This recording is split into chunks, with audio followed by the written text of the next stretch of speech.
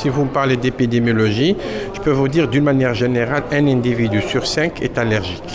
À l'échelle mondiale, à l'échelle nationale, ça c'est des choses connues. La prévalence des maladies allergiques augmente d'année en année. C'est devenu un gros problème de santé publique. Le coût engendré par la prise en charge des maladies allergiques est très élevé. C'est pour ça qu'il faudrait s'intéresser maintenant de près comment faire baisser un peu ces maladies, les contrôler. Alors, tout ce que je peux dire, par exemple, si on dit un individu sur 5, c'est 1 milliard d'individus sur cette terre qui est allergique, 400 millions d'asthmatiques, et c'est pas rien du tout.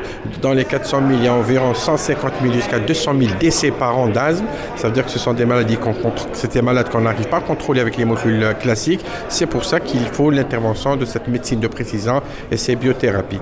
Maintenant, dans les prévisions les plus alarmistes, on peut deviner dans quelques années, à l'aube de 2050-2060, un individu sera sur 2 allergique. Ça, c'est des chiffres qui font peur, d'où la nécessité de réfléchir et de prendre en charge ces malades pour faire baisser un peu ce lourd fardeau qui sera ce fardeau socio-économique.